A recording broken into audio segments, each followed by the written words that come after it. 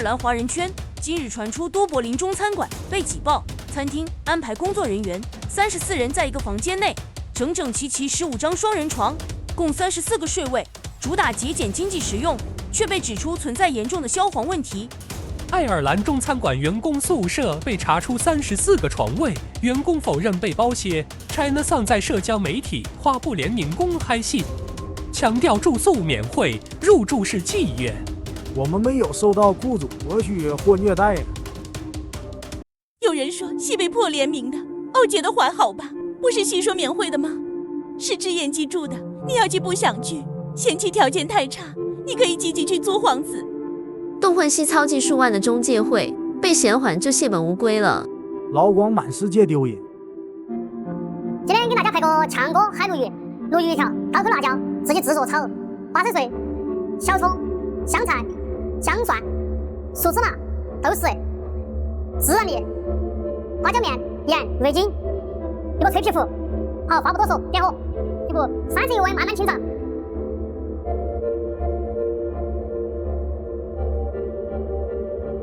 一步炸成金黄色。现在开始炸鱼片，鱼片放了点色拉油，使鱼片更软了，然后放入脆皮糊里头。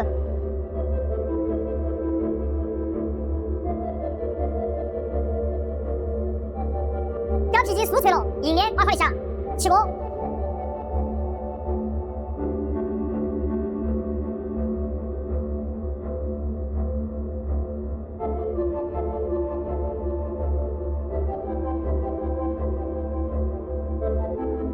低油温，低油温下料，一下豆豉、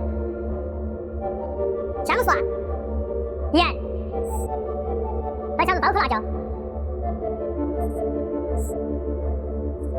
刀口辣椒是本身就香，只是肥鸭多，出点红油，然后加入花生碎。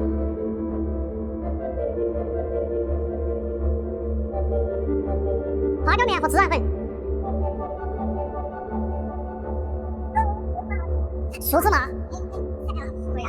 鲈鱼就制作完成，欢迎大家来品尝。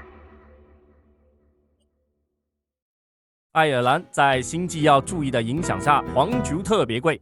海外华人老公都是当地最勤劳肯干的人，要是本地人待遇好，工资高，要何故背井离乡当游击呢？一个几十平米的猪圈，能关几十头鸡呢猪。你自由人类怎能把尊严人类的标准硬扣在奴隶牲口头上？真是岂有此理！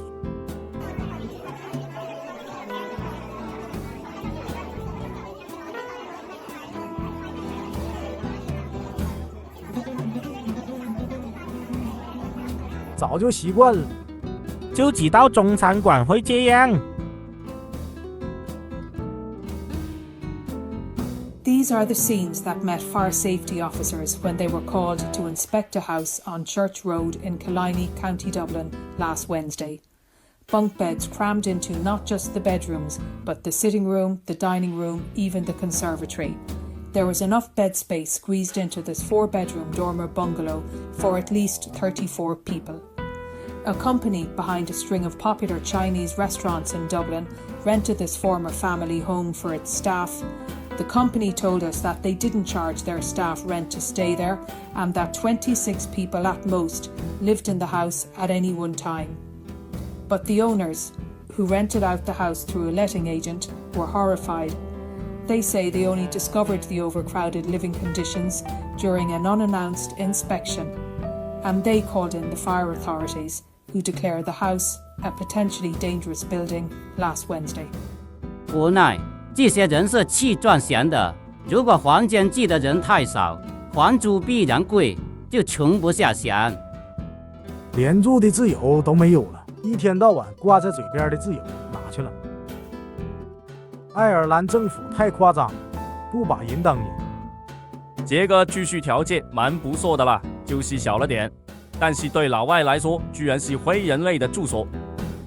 这靠中介、劳务派遣出去的运营，能不能有点志气啊？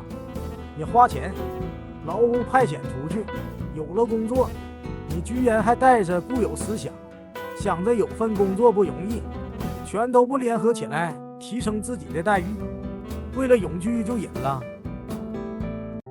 基本就国内青旅的水平，就是非法改造，原本的家庭户型住不了这么多人，容易出现火灾。但一半工资拿去租房，确实很蛋疼。政府不整治住房市场，拿住户开刀也是迷惑。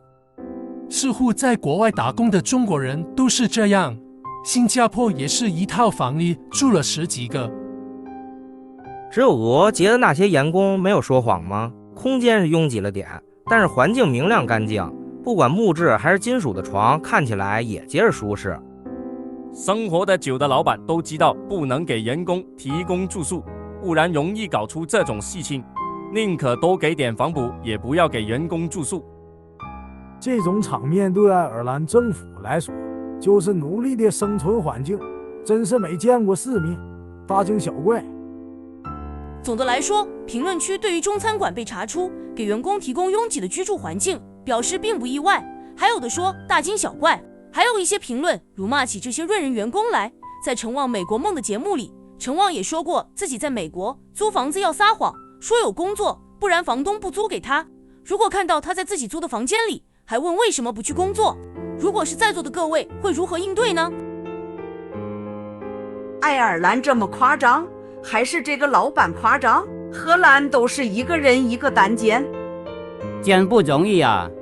就是一群猪，连收拾都不会，搞得乱七八糟的，把他们赶出去住大街住桥洞好了。所以不把住处收拾干净整洁的都是猪。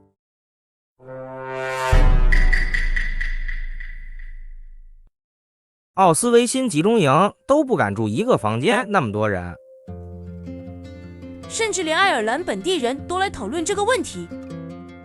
地主和秃鹰基金是坏家伙，给大众提供房子的人是坏家伙，而干了那些给大众提供房子的人的我们是好家伙。看起来什么都不做，让你成为一个好家伙。在房产里面放34张床的地主肯定不是好家伙。要是政府处理这个麻烦，无家可归者指数会高更多。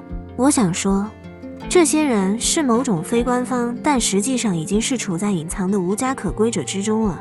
同时，某种程度我会觉得这些地方很像无家可归者庇护所。你在找的那个词是奴隶，现代奴隶看起来不像殖民地奴隶。这就是你无法通过关闭这个地方去对抗的问题。对抗它，你要提供更多住所，人们也就不必去做出这些选择。想得深入一点，多过只是建更多的房子。他描述了为处境失败的人员或者新降临爱尔兰的人员购置另一处房产的完美风暴一般的计划。人被宠坏了，没有问题。爱读势力就是没有人性，他们在英国不停地制造恐怖袭击，而且美国排华法案就是爱尔兰移民联合爱尔兰议员搞的。大英帝国必会在我的带领之下完成祖国统一，爱尔兰独立势力终将受到法律的严惩。大家觉得应该为新来的润人们准备住所吗？评论区留下你的花言。